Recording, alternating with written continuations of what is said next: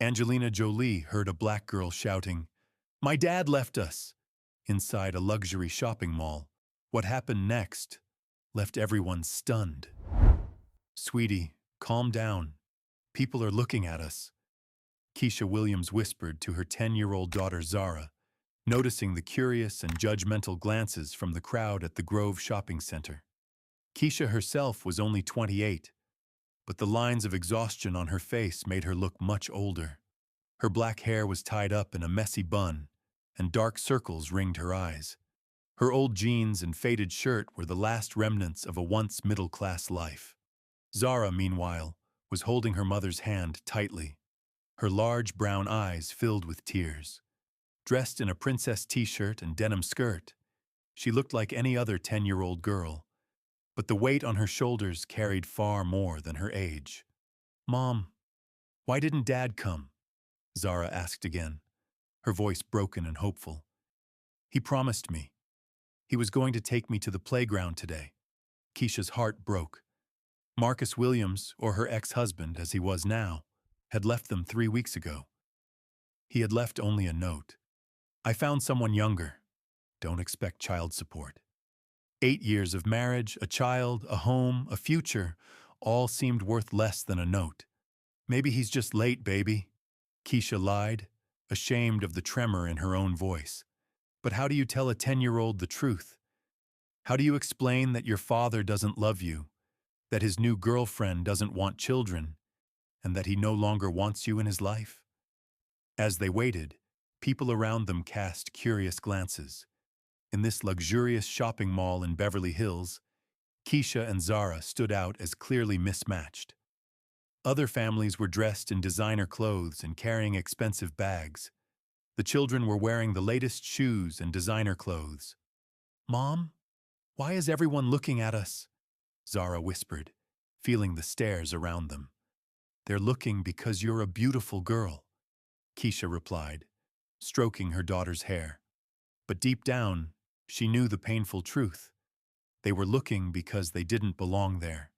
Just then, they heard approaching footsteps. When Keisha looked up, she saw a tall, middle-aged white man walking toward them. He was wearing a suit, had a serious expression, and was wearing the shopping mall's security badge. "Ma'am," said the security guard, Michael Harrison, his voice formal and cold.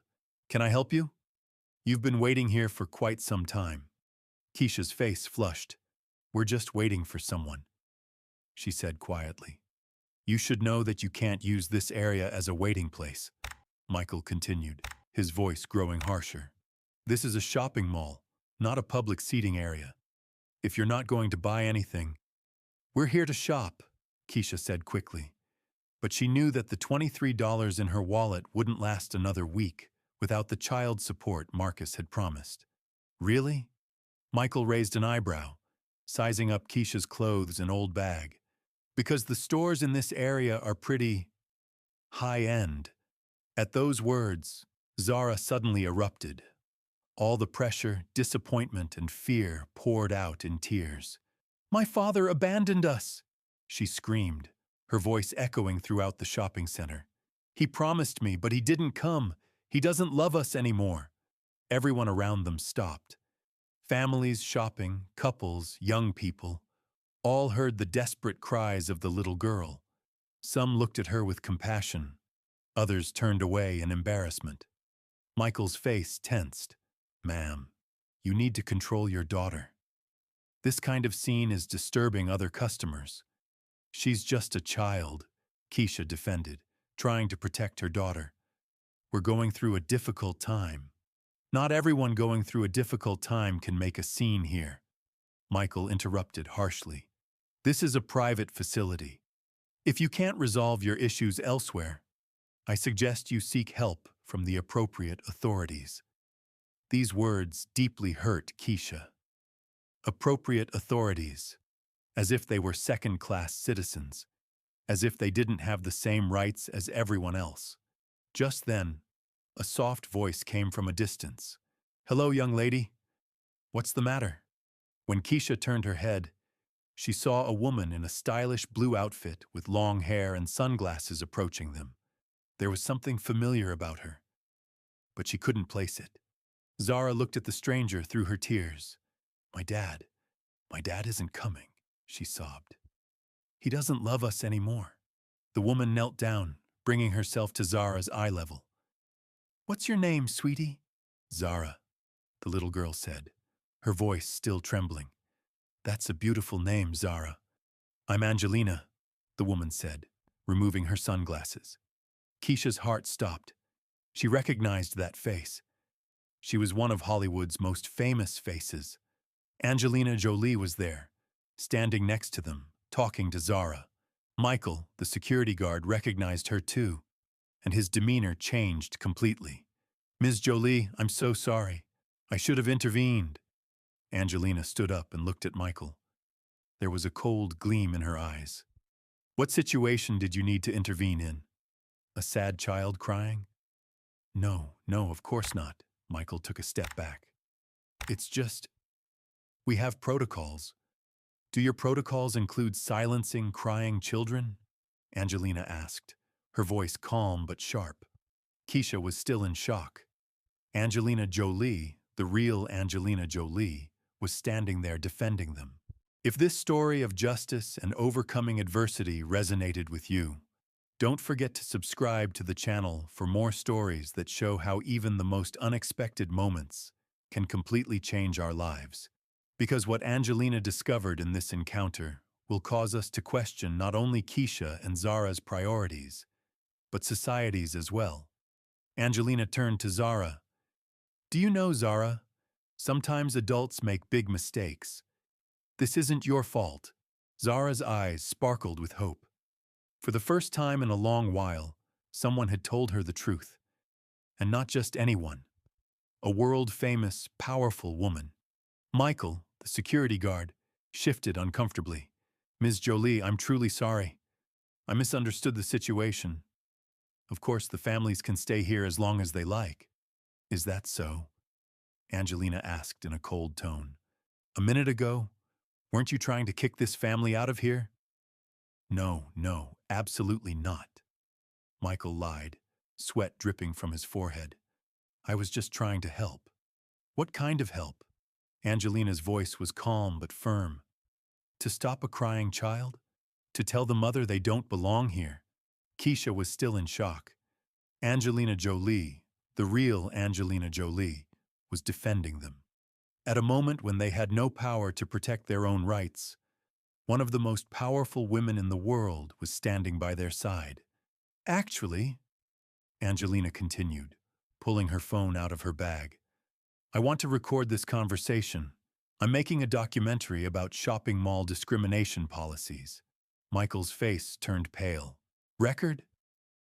Please, Ms. Jolie, this is a huge misunderstanding. Misunderstanding? Angelina pointed her phone at Michael. Then could you explain again? Why wasn't this family welcome here? The crowd around them was growing. As people recognized Angelina Jolie, they began watching the situation with curiosity. Social media posts had already started. The hashtags #Angelina Jolie and #Beverly Hills discrimination were starting to trend. I just, Michael stammered. Just then, the mall manager, Patricia Wells, quickly approached. With her expensive suit and confident demeanor, she thought she could take control of the situation. Ms. Jolie, what an honor. Patricia approached with a fake smile. I'm Patricia Wells, the center manager. There was no need for this little problem to bother you. Little problem? Angelina asked, her brows furrowed. Trying to kick a family out of here is a little problem? Oh, there must be a misunderstanding, Patricia said quickly. We have a guest-focused service policy. Really? Angelina turned to Zara. Honey, can you tell me how this lady treated you? Zara's voice was still trembling. The man told us we didn't belong here. And when I cried because my dad wasn't coming, he tried to shut me up. Patricia's face tensed. I'm sure our staff was just trying to help. What kind of help? Angelina asked sharply. Racial profiling? Socioeconomic discrimination? These words startled Patricia. There's nothing like that. We treat all our customers equally. Then, Angelina said, pulling out her credit card from her bag, we'll shop with Keisha and Zara. No problem, right? Patricia hesitated. She didn't want to have issues with Angelina Jolie, but she also wanted to maintain the shopping center's exclusive image. Of course, she finally said, with a smile that wasn't very convincing. Angelina turned to Keisha. If it's okay, I'd like to get a few things for Zara. Keisha's eyes filled with tears. I don't deserve this. You're just being kind. You don't deserve it? Angelina looked shocked. Being a mother, trying to protect your child, what makes that unworthy? Everything's been so hard since Marcus left. Keisha whispered. I can't find a job. We're out of money. We shouldn't even be here. Who is Marcus? Angelina asked, trying to hide the anger in her voice. My father, Zara interjected. He left us. He has a new girlfriend and doesn't want the child. Angelina's face hardened. As a children's rights advocate, she had heard stories like this many times before. But every time she felt the same anger. Is this Marcus paying child support? She asked. Keisha shook her head. There's a court order, but he's avoiding it. He changed his address, changed his job. My lawyer can't even find him. Angelina looked thoughtful.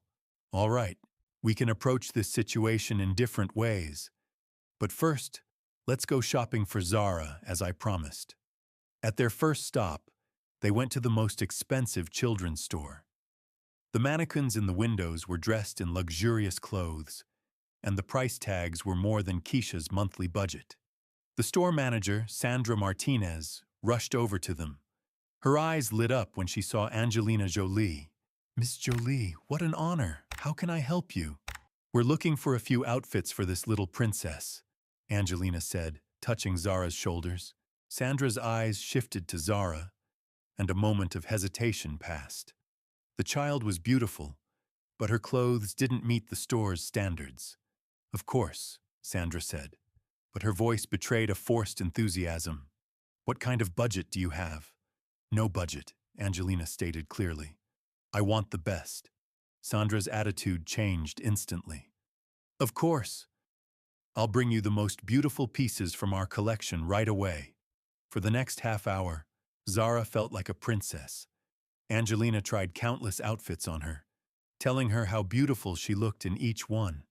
Keisha sat in the corner, nearly in tears from the unexpected kindness. Mom, look! Zara shouted as she emerged in her pink dress. I look like a princess. You're beautiful, sweetheart. Keisha replied, her voice filled with pride and gratitude. As Angelina headed to the cash register, she saw the bill, $2,847. Without batting an eye, she handed over her card. That's too much, Keisha whispered. I can't accept this. Keisha, Angelina turned to her. This money means nothing to me. But the smile on Zara's face? That's priceless. As they left the store, Angelina pulled out her phone. Now it's time to focus on the real work. We need to gather information about Marcus. What do you mean? Keisha asked. I have some private detective friends. They specialize in tracking down child support dodgers. Angelina's voice was firm. We're going to find Marcus and make sure he fulfills his responsibilities. Zara looked at her mother hopefully. Does that mean my dad is coming back? Angelina knelt down to Zara's level. Sweetie, your father may not come back, but you will receive the support he owes you. And more importantly, you and your mother are a strong team. You have each other. If this story of fighting injustice has moved you, don't forget to subscribe to the channel to learn how the fight for real justice continues and how a mother will fight to the end for her child. Because Angelina's next steps will completely shock Marcus and permanently change Keisha's life. That evening, at a luxurious restaurant in Beverly Hills, Angelina called her lawyer. Jonathan, there's an urgent case. There's a father who's evading child support. Arrange for the best private investigators to find him. How much time do we have? Jonathan asked. Immediately. This isn't just about money. It's about justice. After hanging up, Angelina looked out the window. She had seen the hope in Zara's eyes that day, and she wouldn't let that hope go to waste. Keisha and Zara were in their small apartment that night, carefully hanging up their new clothes. Zara was smiling genuinely for the first time in a long time. "Mom, is Angelina real?" she asked. "Very real, sweetheart. And she won't forget us." But what Keisha didn't know yet was that Angelina wasn't just going to give them gifts. The operation that would begin the next day would turn Marcus's life upside down and bring Keisha the justice she deserved. 3 days later, Marcus Williams was in his luxurious Los Angeles office, planning a lunch date with his new girlfriend, Brittany Summers, when the doorbell rang. When he opened the door, he was met by 2 men in suits. "Are you Marcus Williams?" the first one asked in a serious tone. "Yes, I'm Marcus." "Who are you?" Marcus shifted uncomfortably. "I'm Detective Ryan Torres, and this is my legal advisor, Janet Coleman. We need to discuss your child support obligations." Marcus's face paled. "I don't owe anyone child support. There's no agreement between my ex-wife and me." "Really?" Janet pulled documents from her file. "The court order is dated February 15th. That's $2,400 a month in alimony and $7,200 in back payments. Your total debt is currently $14,400. That's impossible," Marcus stammered. "I never received those papers." "That's because you keep changing your address," Ryan said coldly. "But you have nowhere left to run." Brittany's voice came from behind Marcus. "Marcus, who are these people? Why are they talking about child support?" When Marcus turned around, he saw the shock and disgust on Brittany's face. "Brittany, I can explain. You told me you didn't have a child," Brittany shouted. "You said you never married, that you had no responsibilities." "Brittany, please." "No, Marcus, enough." Brittany grabbed her bag. "I won't be with liars, and definitely not with irresponsible fathers." After Brittany slammed the door, Marcus turned to the detectives helplessly. "Please, this is a big misunderstanding." "There's no misunderstanding," Janet said, closing her file. "You need to be in juvenile court tomorrow at 10 a.m. If you don't show up, a warrant will be issued for your arrest." Marcus collapsed. He knew how much Keisha had loved him during their 8-year marriage. Zara's morning hugs, her "you're the best, daddy." He had given it all up for Brittany. The next day in court, Marcus's heart sank when he saw Keisha and Zara. Keisha looked much stronger. Her hair was neat, her clothes clean and expensive. She had a very expensive-looking lawyer standing next to her. "As I understand it, Mr. Williams," said Judge Sarah Rodriguez, "you have not fulfilled your alimony obligations." "Your Honor, my financial situation—" "Your financial situation?" Keisha's lawyer, Jonathan Mitchell, interrupted. "My client has learned that Mr. Williams purchased a new Porsche last month." Marcus looked at the lawyer in shock. How did he know that? "And," Jonathan continued, "luxury vacation reservations, expensive restaurants, jewelry purchases, all during the period when he failed to make child support payments." The judge furrowed her brows. "This is very serious, Mr. Williams. Child support is a legal obligation. Failing to provide for your child while making luxury expenditures is unacceptable." I didn't know," Marcus lied. Just then, the courtroom door opened and Angelina Jolie walked in. Everyone in the courtroom turned. Even the judge was surprised. "Your Honor, I would like to be present as an observer in this case in my capacity as a children's rights advocate," Angelina said respectfully. Marcus's mouth dropped open. Angelina Jolie was here, and she was on Keisha's side. "Of course, Ms. Jolie. Please take a seat." Angelina's presence had a huge impact on the courtroom. Marcus was no longer just facing his ex-wife. He was facing one of the most powerful women in the world. "Mr. Williams," the judge continued, "I am giving you one last chance. Will you pay the $14,400 you owe and the monthly child support payments of $2,400 going forward? Marcus was sweating. Your Honor, I don't have that kind of money. Jonathan pulled out more documents from his file. My client's sources have investigated Mr. Williams's bank accounts. There is currently $47,000 in his accounts. How is that possible? Marcus asked in disbelief. Angelina smiled slightly. This was the advantage of working with the best private investigators. In that case, the judge said firmly, I order that automatic deductions be made from Mr. Williams's salary, and the back payments must be paid immediately. Marcus collapsed. Your Honor, please.